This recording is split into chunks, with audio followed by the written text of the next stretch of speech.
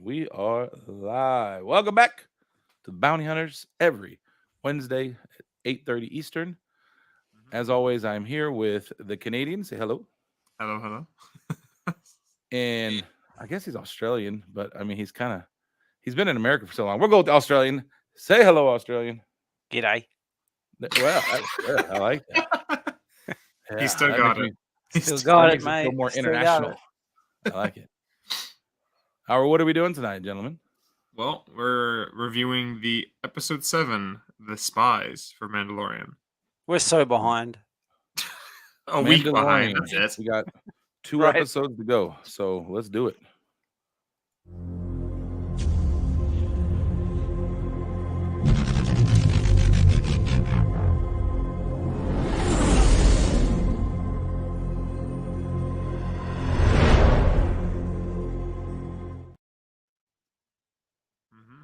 All right.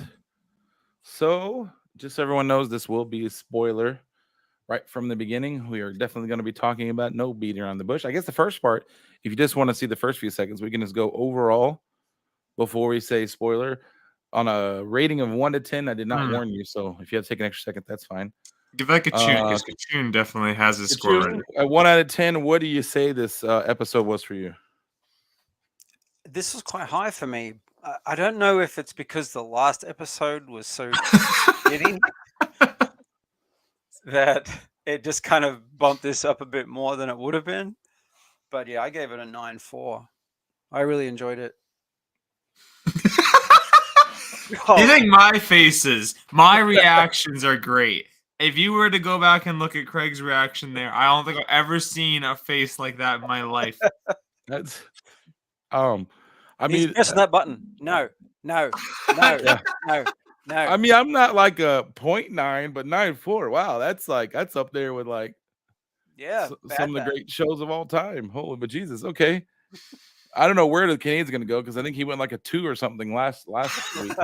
No, I would give this probably like a 7.5 to 8. I would say same 7.5 to 8, depending on the outcome. Yes, that's the of big everything they have issue. Is going. the outcome of the If they episode. do the Star Wars thing and crash this bitch into the wall, it's gonna go down lower. If they make it where I'm like, holy crap, that's pretty good. This episode could probably go up to like an 8.5 or even a 9, depending on how they treat the second one. Honestly, we share the same view for once. Yeah.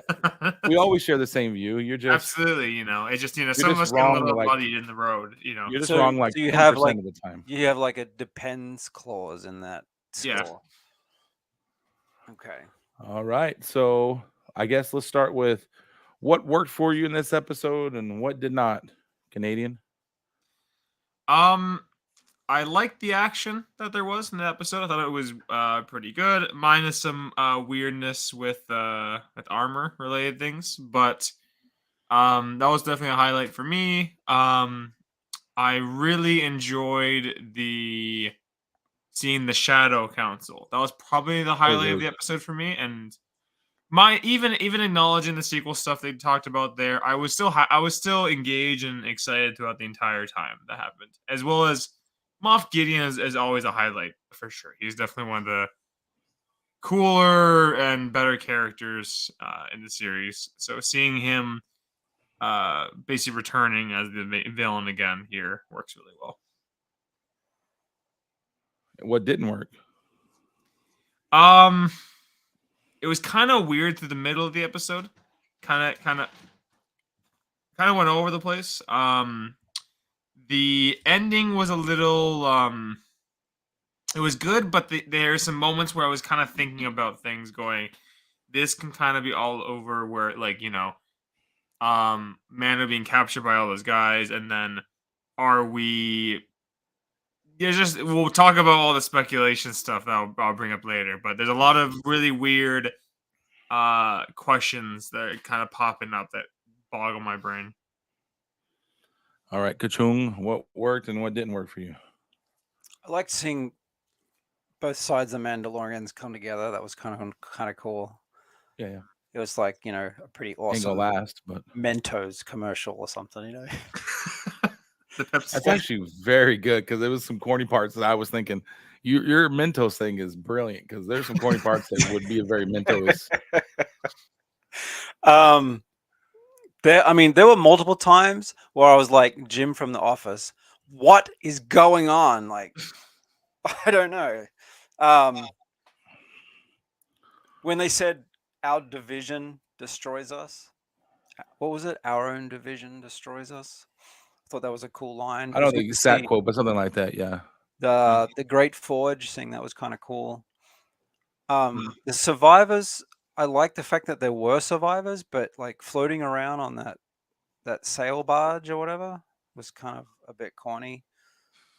Not too corny because you gave it 9.4. That's fucking wasn't Right. too goddamn corny. I can tell you that. That's what wasn't a 0.5. That's what's 9.5. I didn't know Oh, that's what what to took it think. down. Okay. I didn't know what to think of Project Necromancer. The mention of it. Yeah, I know. Well, we all know. That's the thing. Jesus Christ. The Super Commandos, they were freaking amazing.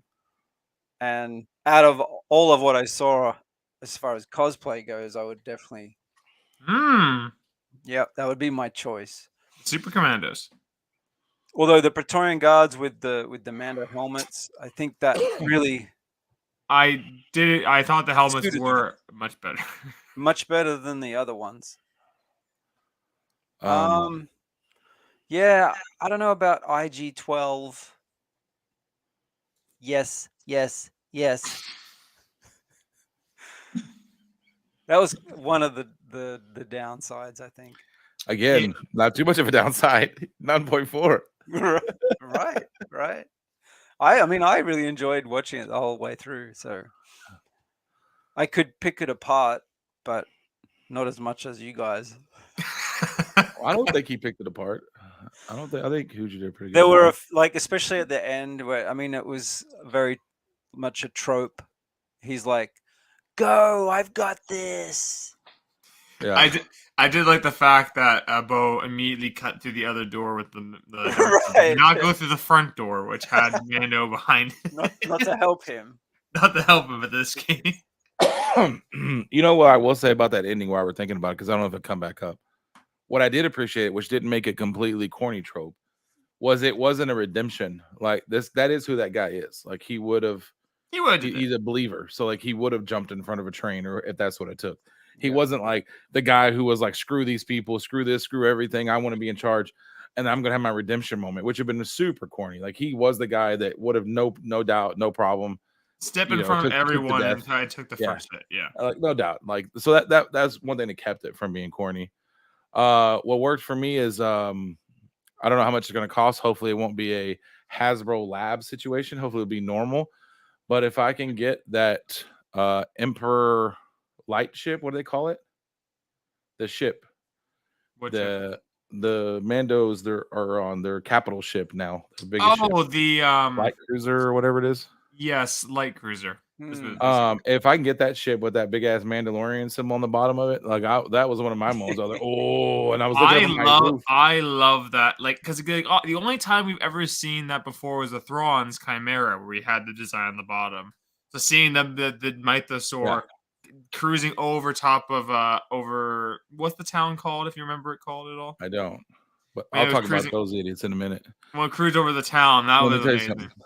These people are either the most like shock and awed people in the world, so nothing bothers them anymore, or they're dumb and they deserve what's coming. Because after what's happened to them, another ship comes by that has a Mandalorian symbol. And I know they're kind of whitewashing Mandalorian's history, but this isn't something you should be happy to see when a Mandalorian symbol comes flying by. I know now they're trying to make them. I don't know why Star Wars is doing this. Would be my major complaint across the whole thing. Is that we're like softening everyone so like everyone can have a chance to be a hero. I don't know what the story is with that.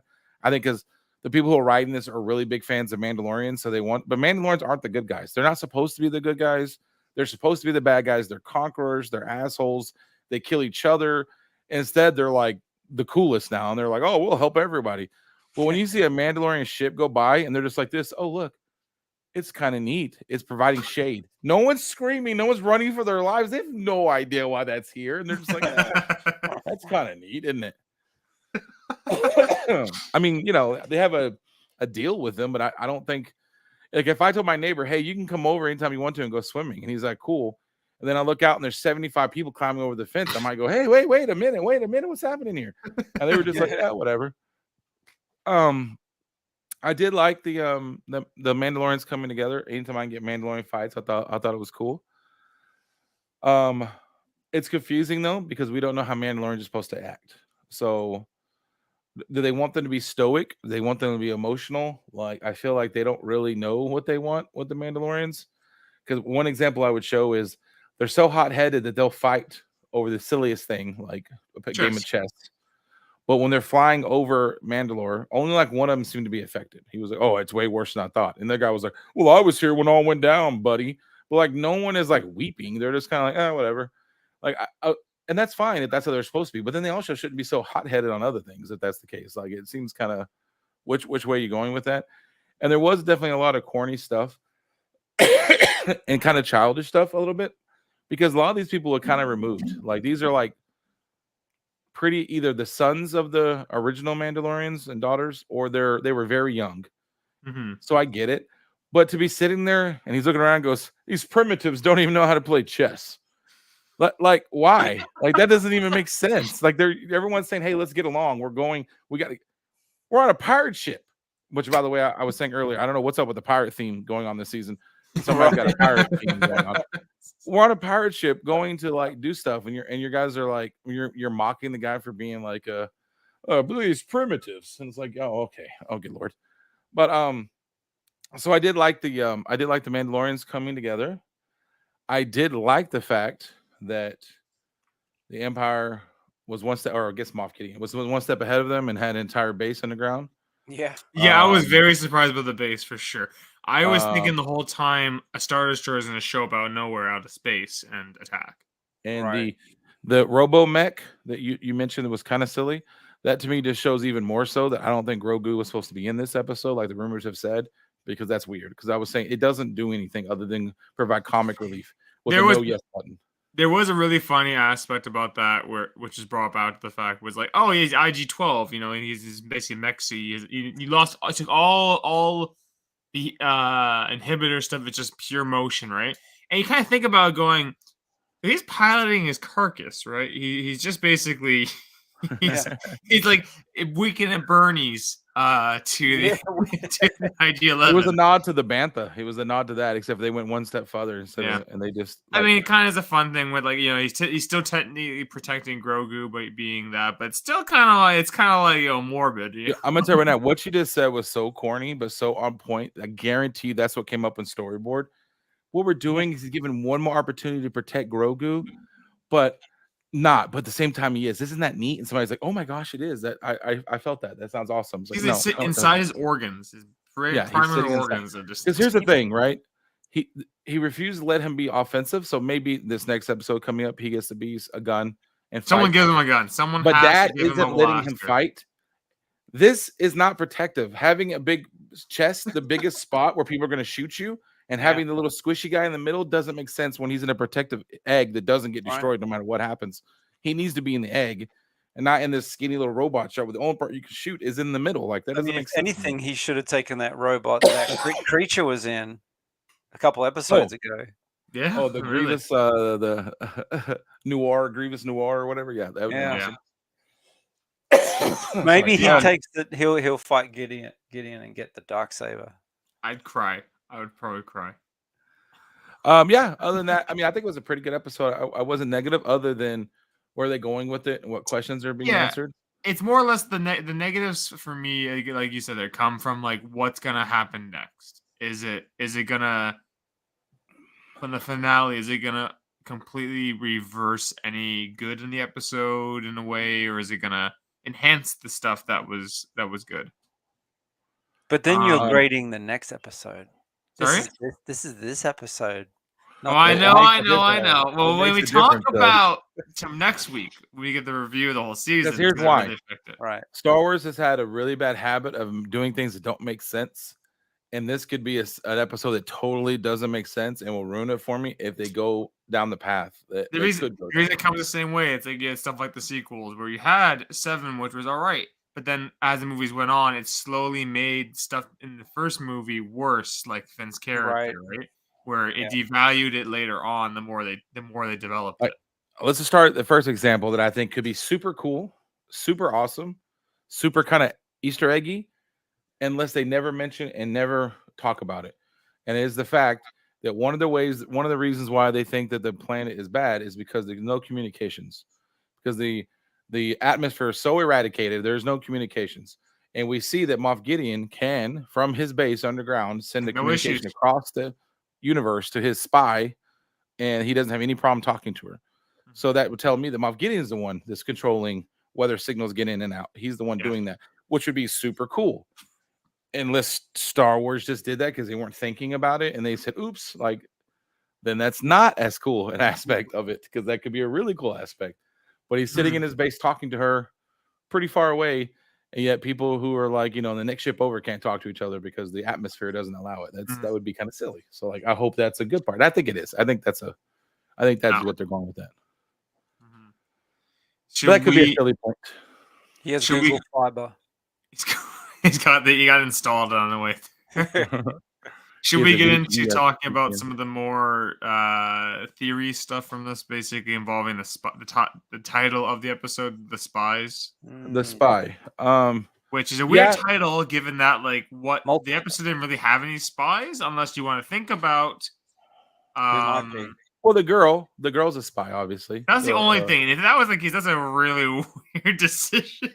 I mean, that's a spy. But if they're saying there's more, I have a problem with it. Well, it is spies, not spies. Yeah. So that obviously it's plural. Here's the problem that I have with it. To me, there can only be one spy.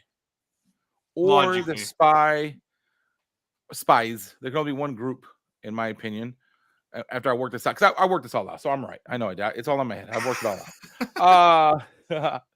Because here's the thing: if it was any of the Mandalorians, then Moff Gideon shouldn't have been stunned that the Mandalorians came together and put their differences aside, and he was absolutely stunned. He was saying, to me, almost overacted that. Like, the actor is a really amazing actor, but even then, I was kind of like, it seemed a little bit corny. Where he's like, that's not possible. They hate each other. They'll never be together. So if it was the armorer, if it was somebody important, she would have already told them that we've joined forces and we're going up there. Like, that would have already happened, unless she had a change of heart, I guess. But that would have already happened. So to me, that tells me it's not a Mandalorian. Or that doesn't make sense, because he should have known that they were doing that. Should have been something he knows, because he prides himself on knowing everything. Yeah. That goes on. He's a spy master. To me, the only people it could be is the survivors. Survivors are the ones that are working with him. That's the only thing it could be. Is the survivors. They probably saw them land before, told them they were there. This because I thought the survivors were weird. The fact that they didn't know Godzilla comes out of the ground. They have no idea what that was. And that to me, that was one of the parts that I was kind of going like this. Like, I was like, what? Because they're Mandalorians. One, at times, Mandalorians forget that they have jetpacks. I don't know why they forget this, but they forget they have jetpacks all the time. Like, when they were fighting inside the base, they had the moments where they call that sound that very famous sound. They fall off things. They use that. The Wilhelm scream. Yeah. Yeah. Whenever they got thrown off the edge, you have a jetpack. They threw you off the edge. Fly back up. Like, you don't need to fall off to your death. You have a jetpack, brother. Like, they forgot to refuel before the So I thought it was weird that they were doing the whole I can't I don't know what's going on with my mouse. I can't I don't know what to do about Godzilla, like, because they've been living on that planet since the fall, so they should have seen Godzilla. That should have been a thing. And to me, the glaring problem that I have with the survivors is the fact that the Moff Gideon Empire is right below their feet, right where they led them, in a giant base. They have to know exactly where the Great Forge is. Let me take you right there. And they have to see them deliver ships. Like, the survivors have to see that, and for them to say they don't know anything about it or didn't mention it is weird. Like, I think that's a weird thing. Yeah. So to me, that's the reason why I think it could be that. Anything else would be kind of like, that's, unless they just couldn't communicate. That seems weird that he didn't tell them that the Mandalorians were together again. Like, this seems weird to me.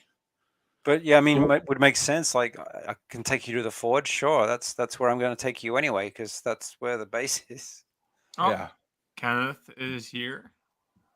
Yeah, I got to here. You say some of the theories. I got something happened to my mouse. Give it some cheese. Well, here for you specifically, because you really like the Super Commandos, you said, right? Yeah. Did you hear the theory about them? the speculation regarding them. Who they might be? Well, yeah, that they are clones. Right. Because they're all very identical in how and where they come from and that. But the main speculation is they are clones of Gideon himself. Oh. Gideon, he says he is. I am Mandalor. I am perfection, basically, in that he cloned himself into these super commandos. Yep. Which could work really well. It could not be good. I'm curious, but at the same time, that was one of the other theories I remember was going on at the time. Was reading that one. We're good now. All right. What do we got Chris here? mentions a good point as well. But, are you all right there, Craig? Oh yeah, no. I guess if my mouse plugged back in or whatever, the screens are jumping everywhere. But we're good now. I'm back and going. Yeah. Kenneth's here. What's up, Mr. Hello. Bird? How are you? And Chris brings up a good entire point where, for someone who isn't all up to date with canon like us, they haven't been that enjoyable as it's been going. And the quality definitely jumps around with this season more than anything, I find, as well. Yeah. Yeah, because they're getting closer to joining with the other series and needing to know what Rebels is like. It's getting close to the same thing with the Marvel shows, where everything was super interconnected to the point where you have to know everything. Like the first season of Mandalorian was standalone. Almost every episode was standalone. It was like little stories joined together to make one long one. And even season 2 was, but like at the same time, the characters in season 2, everyone really knew. Like everyone knew on a base level who Ahsoka was, Bo-Katan, and then you had Luke. So like things that made general audiences would eventually know. As much as I give credit to Filoni, this is a Filoni problem. It is because if you just ask your wife, either one of your wives, or even Chris, because Chris knows more about Star Wars than he claims he knows. But if you ask your wives, who is Bo-Katan, they're not gonna have a fucking clue who Bo-Katan is. Who is Thrawn? They have no clue who fucking Thrawn is. And they're not really taking the time to show you. You just know that she's some girl who gets blamed for stuff. You have no idea. And you really need to know what Bo-Katan's past has been on Clone Wars and on Rebels to understand why it's important that she's there. You can't possibly know that. You have no idea who Thrawn is. You heard it here first. Who is Bo-Katan Kryze? She is the red hair bitch with the owl on the helmet. There you go. Who is Grand Admiral Thrawn? He's the blue guy. Yeah, he's the blue guy. And that's my point. They're saying this word Thrawn, but they're not doing enough if you don't know who Thrawn is. They assume people know who Thrawn is. The vast majority of people that watch Disney, this is the most Star Wars show that randos watch, that the normals watch. Yeah. This is the You're not going to get general people to watch animated stuff. It's impossible. You need to really do some awe about Thrawn. And I think one of the reasons why they're having a hard time with it is because they're having a hard time making these people bad. None of these people are bad. Like the Shadow thing. What made them bad? None of that seemed bad. They're just like, we don't want to piss off the New Republic. Well, from what I see, the New Republic is the bad ones. I think the Jedi are bad from my point of view because they're the ones like doing all this stuff. The Shadow thing has done nothing that makes you think this evil. Thrawn, they're not doom and glooming Thrawn's coming of it. You have no idea who Thrawn is. You have no idea who Bo-Katan is. You have no idea what any of this is. Let's see. What does he have to say? Yeah, so I can appreciate the people who know a ton of lore and watch the other shows and stuff. I applaud the respecting canon. Okay, into what he's saying, Masters, who shows up on my Twitch channel, MrGarrell on Twitch, he likes Star Wars a lot. And we talk all the time when I'm not on Twitch. And he goes, okay, I have a list of questions for you after he watches the shows. And he starts asking me all the lore questions that he has. And this is a Star Wars fan. This isn't like, he's not our level of Star Wars fan. He doesn't devote his life to it, but he's a freaking Star Wars fan. And he has to ask me all kinds of lore questions just to keep up with the stuff that's going on. And that's kind of a problem, I would think, that you would need me or you or Kachung to be able to sit with you on the couch and go, okay, this is the reason why this is important. I don't know if I'd devote my life to it. You do. Okay, behind you. Look at your wall behind you. Okay. Look at my wall. Yeah, look at the I've devoted my life to it. I just have more collectibles about that than the average person has dishes in their house. It's a lose-lose, right? Because when they make stuff that ignores canon, true fans are miserable. But when they respect all the lore and embrace canon, then you casual viewers are like, who? Yes. And I think it's because I think it's bad writing, honestly. And I hate to say it because I know who's in charge or who's the one we're going to Yeah, because you can have these fan favorite and very lore deep characters, but as long as they're written in a way that it's you don't really need to know who they are to introduce them and bring them into new light for fans. Yeah. But then if you bring them in and go, yeah, everyone should expect who they are, then that becomes the issue. Like for us, obviously, oh my god, seeing Zeb is amazing. Yeah. For a random person, like, oh, that's an interesting looking alien. That's it. That's all they had in their mind. But for us, it was like, that's They did a good job that's with cool. them, They did a good job on them, though. They definitely did. But for a random fan, they're just like, cool. That's a cool looking alien. And I know that the powers that be, they're Star Wars. They watch the show to get ideas from me. I know that for a fact. So I'll just throw one out here. To me, here's how you could have wrote this to make it just the slight stuff that you could do. The shadow thing, as cool as that was useless. Other than it was cool. You need to be saying things, and this is why I think it's weird. They don't want to make them evil. Maybe that's a Disney decision.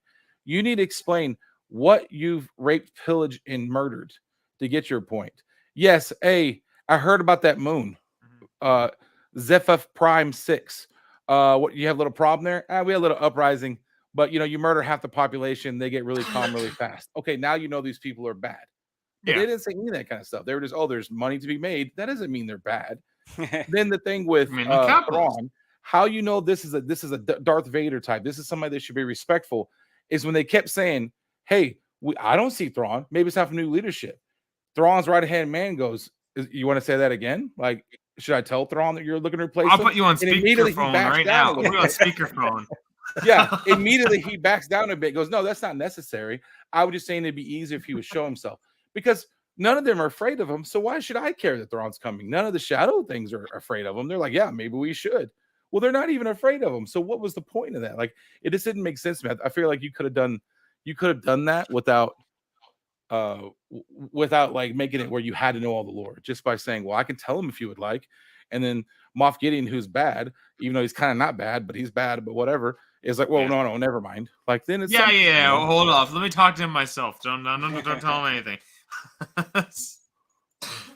I definitely think, like, especially when it comes to like the animated series, like the animated stuff, only very big nerds like us or like the big fans of Star Wars are watching it, or families basically and kids. So with live action, it's very easy for a general public to consume. So stuff like Mandalorian, people went into it who really didn't even really watch much Star Wars or in the movies. So it's a completely different demographic, honestly. Yeah. So, I mean, I feel like they could have done that to made it a little bit tighter. I just think, and maybe it's a Disney thing, I just think it's weird that, like, but then at the same time, when you go to the other show that we've all liked, they had no problem blurring the line with him where he would just put a cap on somebody without thinking twice. He was murdering people all the time. So I don't know why, kind of like the main story, because I think a Mandalorian is the main story right now for Star Wars. Why they can't be tell me who the bad guy is, who's like legitimately bad. Like, well, it's funny they didn't really introduce a bad until the last episode, right? So technically speaking, they're basically the pirate guys were more comical than they were bad. Moff Gideon's bad, but he hasn't really done anything terrible. He's not out there killing kids or anything. Like, the only thing we knew is he did bomb Mandalore, and that was it. But that's the like previous, right? He kidnapped Grogu. That's about it. Oh yeah, I mean, yeah, he kidnapped Grogu. I mean, that's the worst thing you could possibly do, apparently. But other than that, of course, they're just anti-heroes. Anti-villain. You need a bad guy. Like, you need bad, and you need him to be bad. Like, stop trying to make everyone bad, but there's reasons. And I feel like they've been doing that a lot lately, where everyone has a reason why they're bad. No, they're just assholes. They're supposed to be like Nazis, and now, like he was saying, now they're like lovable socialist Russians or something. Like, it's not what they were supposed to be.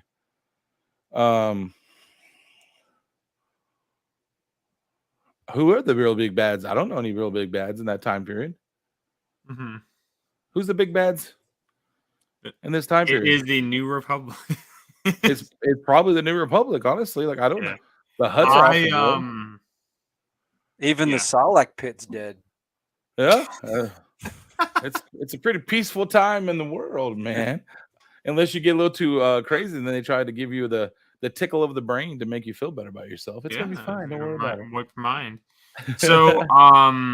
yeah, I mean, I can't really think of much else to talk about this episode. We rambled pretty much about other stuff for a while. What I would say I found interesting, one thing, is that they were clearly the whole time their orders were clearly to capture Mando.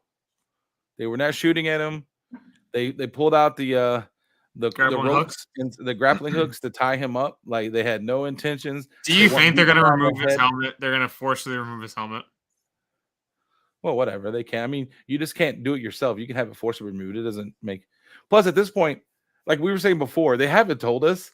But is this like a Catholic thing where you can just go do 2 Hail Marys and get forgiven for everything? Because that's the case. Do whatever you want to, because you're on Mando now. You can just go jump into the water again and go, "I'm free, brothers," and then you go right back up again. So, like, I don't know the rules about that. But yeah, so if you thought it, okay, I guess we'll end on this question: is there going to be a person that helped Moff Gideon from the good guy side? Is there going to be a person on the next episode? Do you A believe new there one is or another someone we know? spy? Is there going to be a spy regardless that They helped him? reveal that there was a spy all along. Yeah. Do you believe there's going to be one? I mean, there probably has to be, right? Why would they call it the Spies? Unless you're right, unless it's the survivors. I think it has to be the survivors as well. If not, like I was saying to Craig before we got on this, the only way the armor could be the spy is they have to do like 10 different leaps of logic to even make it work.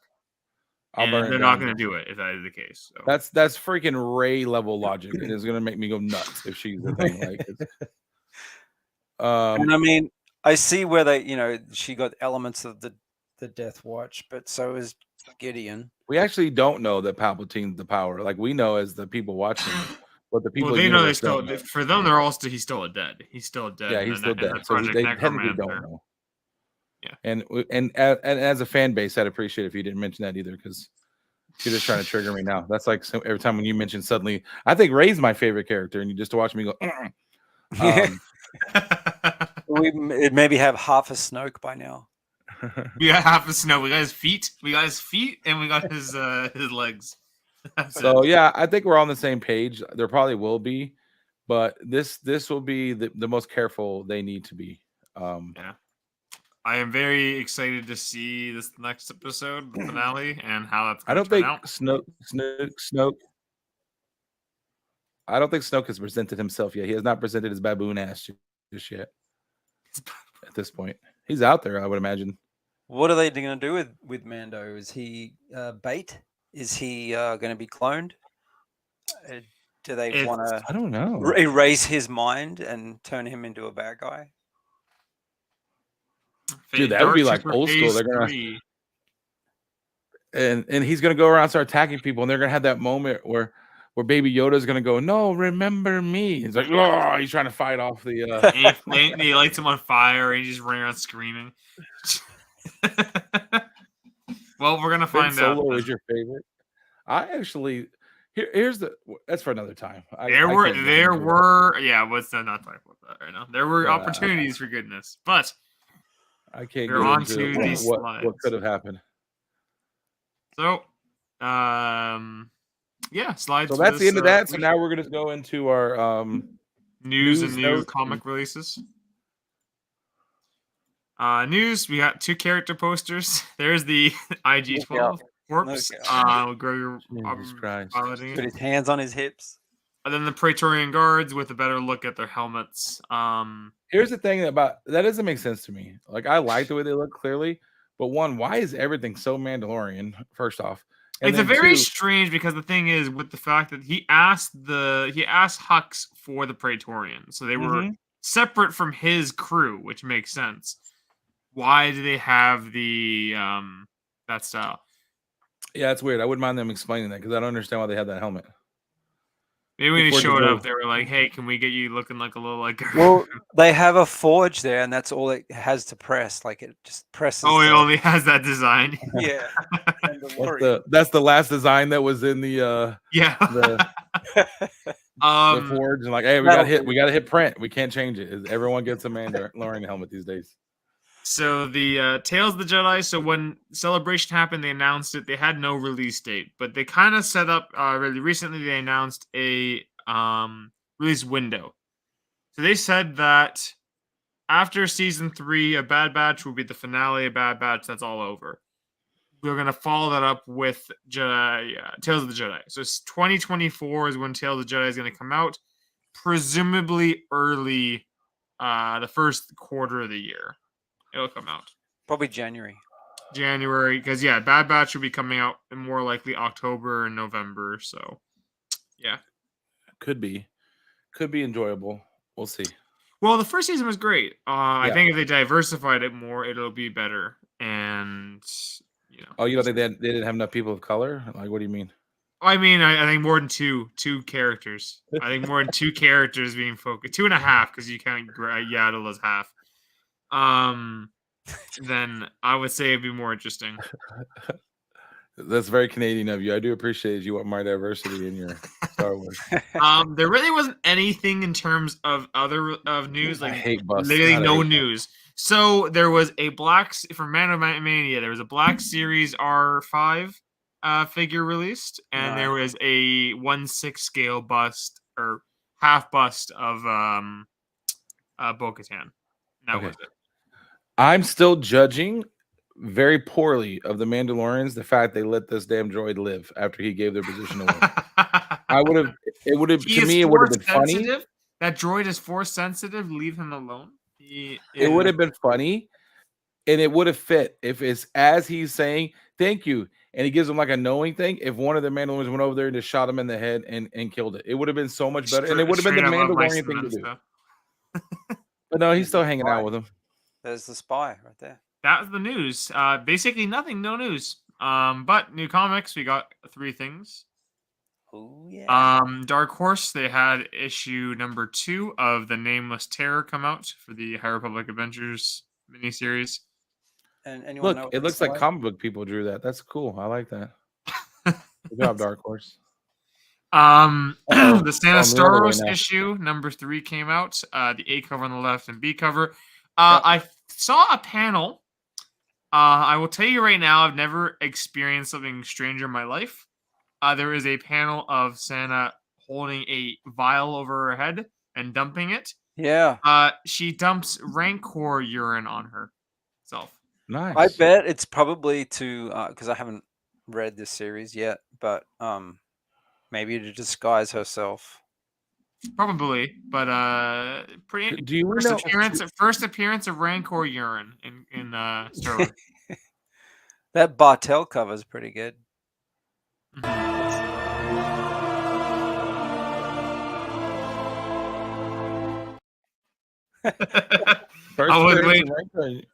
was waiting for that. Who did the green cover? Because that looks like my son did that. Like, honestly, I'm not trying to be a jerk, but there's like no life to that. It's definitely for worse. I don't know. It's fine. Like you said there, it's just not as good as her usual stuff. That looks like they said, "Hey, can you get one?" She's like, "What are you talking about? You have me do 5 other covers. When is my?" They said about 15 minutes. All right, I'll knock one out. Like, I've seen you guys go up to cons and have better stuff done in line at cons than that. That looks like there was no effort put in that. They could have made a lot more better covers. I think the best one was one of the first issues. Like, this one looks okay. Like, that one's fine. This one, her series is interesting, but Yoda has some interesting ones. That A cover looks horrendous. I'll tell you right now, it looks Lion King. Do we just go by at work? We do. We say your insurance provides you with good, better, best. This is like the most perfect thing of effort. Like, it feels like that was good effort. That's better effort. That's best effort. This guy puts so much detail. It's almost too much detail. And the best. The one in the middle got pretty good, and the one over there, no effort was put into it. Like, it's weird. So A cover on the left, don't talk about it. B cover in the middle looks pretty good, and on the left, on the far right, is Kyle Hotz's 1 in 25 variant.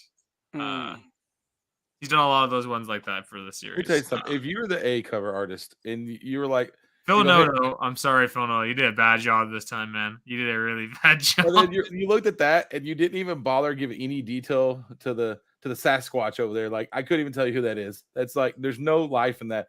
And this guy, he must have drew like 1,000 lines just in the forehead alone, more than he put in this effort. Like, that's crazy. The difference in those three. God. Yeah, pretty bad. And then my 2 memes, because I couldn't pick one, I had they go over too. It is funny that they still call him Mando. I love that fact that he's like, Yeah. "Hey, Mando."